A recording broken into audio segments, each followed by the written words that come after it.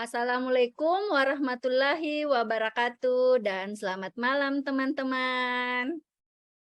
Selamat Selamat malam. malam Waalaikumsalam warahmatullahi Selamat wabarakatuh. malam, Ibu Evi.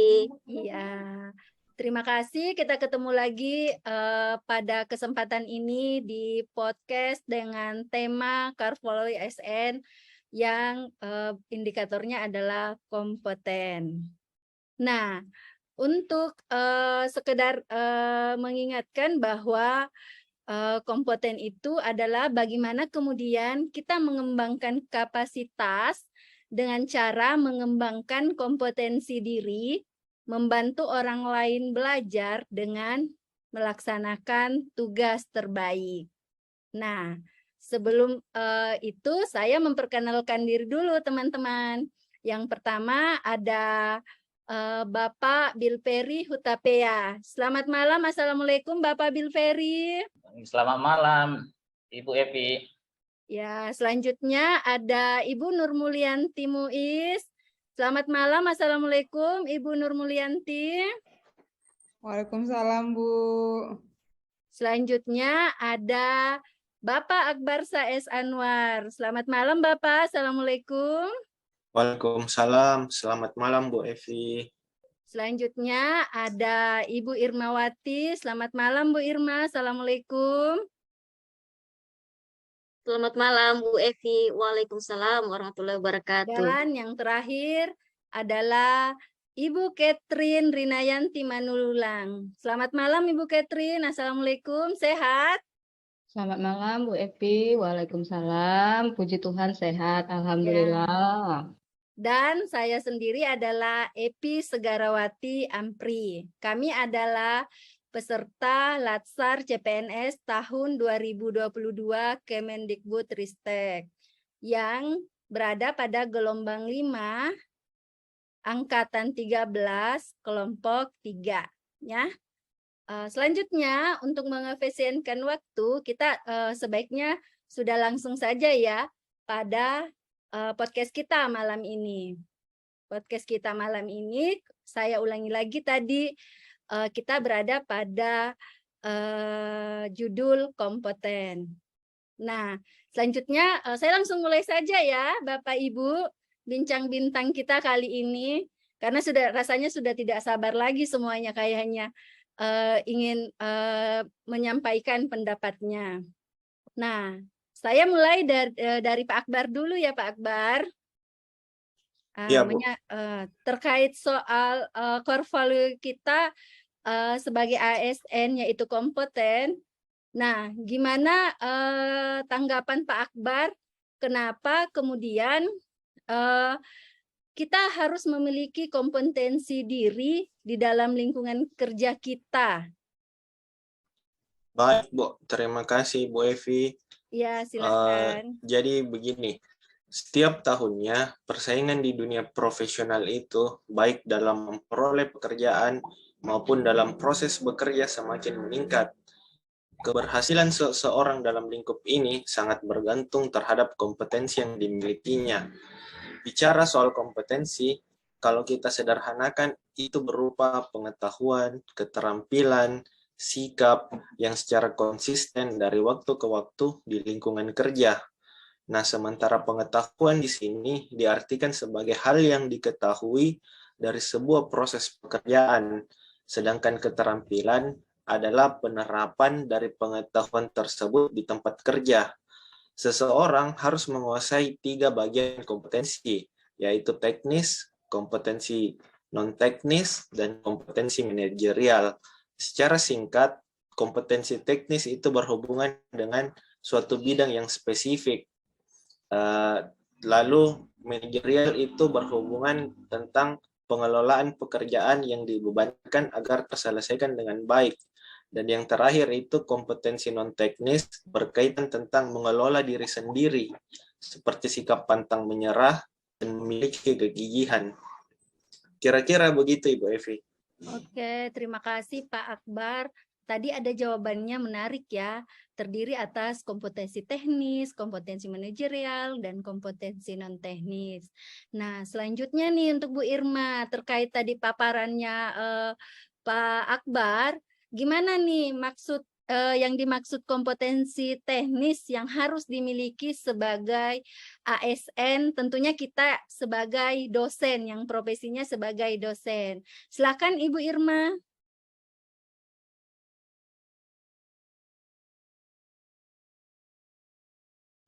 Ya, terima kasih Bu Evi atas kesempatan yang diberikan. Nah, tentunya bagaimana apa yang dimaksud dengan kompetensi teknis itu? Kompetensi teknis adalah merupakan kemampuan kerja setiap pegawai negeri sipil atau dosen yang mencakup aspek pengetahuan, keterampilan, dan sikap atau perilaku yang dapat diamati, diukur, dan dikembangkan dalam melaksanakan tugas jabatannya. Nah, dalam kompetensi teknis itu sendiri yang diukur di situ adalah dari tingkat dan spesialisasi pendidikan. Kemudian pelatihan teknis fungsional dan pengalaman bekerja secara teknis. Nah, sebagai contoh misalnya para dosen selalu mengikuti pelatihan-pelatihan atau seminar sebagai upaya untuk meningkatkan kompetensi teknisnya. Kemudian memberikan pembelajaran atau bertugas di prodi yang sesuai dengan latar belakang pendidikannya. Sebagai contoh, saya S2 PG PAUD tentu harus mengajar di prodi PG PAUD sehingga memiliki kompetensi untuk memberikan pembelajaran tentang pendidikan anak usia dini. Kemudian contoh lain juga bisa apabila dosen ingin menjadi tim penyusun AMDAL dalam kegiatan pemerintah atau swasta, dosen wajib mengambil sertifikasi kompetensi AMDAL.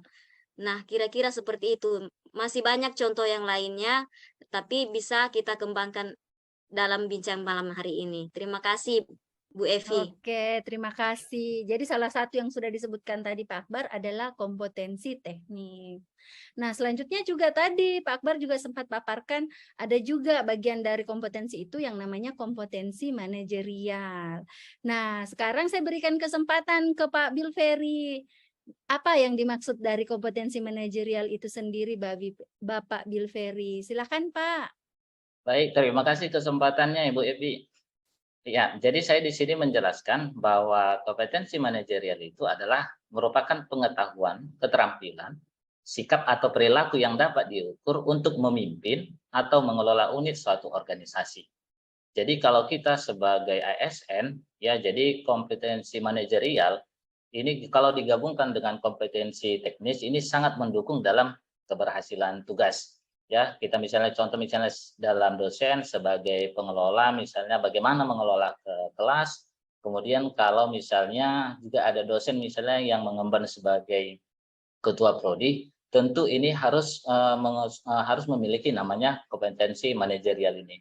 Jadi yang menjadi contoh misalnya dalam kompetensi manajerial yang harus dimiliki adalah di sini misalnya adalah integritas, kemudian kemampuan untuk mengelola kerjasama, kemudian kemampuan untuk berkomunikasi, ya, kemampuan untuk berorientasi pada hasil, kemudian untuk mengelola kepada pelayanan publik, dan kemudian pengambilan diri, ya, pengembangan diri, kemudian pengelolaan perubahan. Saya kira begitu, Ibu Epi. Oke, terima kasih Bapak Bilveri atas jawabannya. Selanjutnya tadi masih ada nih yang belum sempat dipaparkan tadi Pak Akbar, hanya disebutkan sedikit saja disinggung. Mungkin Ibu Catherine bisa bantu gimana nih apa sih yang dimaksud dengan kompetensi sosial kultural yang dimana itu sangat harus dimiliki oleh seorang dosen. Silakan Bu Catherine. Baik, terima kasih atas kesempatan yang diberikan Bu Evi kepada saya mengenai kompetensi sosial kultural. Terlebih dahulu, definisi dari kompetensi sosial kultural itu adalah pengetahuan, keterampilan, dan sikap perilaku yang dapat diamati, diukur, dan dikembangkan terkait dengan pengalaman berinteraksi dengan masyarakat majemuk dalam hal agama, suku, dan budaya, perilaku, wawasan kebangsaan, etika, nilai-nilai, moral, emosi, dan prinsip yang harus dipenuhi setiap pemegang jabatan untuk memperoleh hasil kerja sesuai dengan peran, fungsi, dan jabatan. Nah, terkait kompetensi sosial kultural ini, terutama kita sebagai dosen juga manusia kan. Nah, kita berinteraksi juga dengan manusia. Nah, dengan begitu kita diharapkan mampu menjadi perekat, pemersatu ketika kita melaksanakan tugas kita sebagai dosen. Jadi dalam mengajar, mendidik, kita dituntut untuk tidak membeda-bedakan, baik itu dengan latar belakang, suku, agama, ras, dan agama. Terutama di situ tadi kita dituntut untuk berinteraksi. Saya rasa seperti itu, Bu. Jadi kita dituntut untuk menjadi pemersatu bangsa, bukannya pemecah bangsa seperti itu.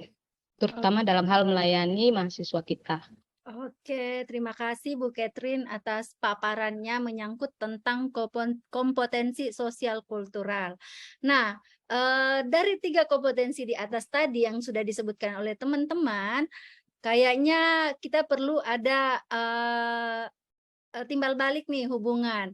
Mungkin Bu Nur Mulyanti bisa memberikan sedikit tambahan dukungan seperti apa yang dibutuhkan dalam pengembangan kompetensi-kompetensi tadi yang sudah kita sebutkan yang sudah kita dengarkan tadi, yang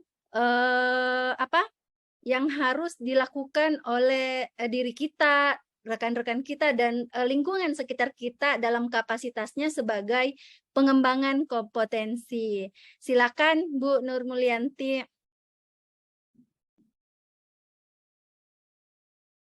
Baiklah Bu Evi, terima kasih atas kesempatan yang diberikan. Ini sangat menarik ya Bu Evi. Jadi dukungan yang dapat kita berikan kepada para ASN dalam peningkatan pengembangan kompetensinya. Yang pertama adalah selaku penyedia layanan, bisa diawali dengan melakukan pelayanan dalam bentuk pemetaan kompetensi, Bu.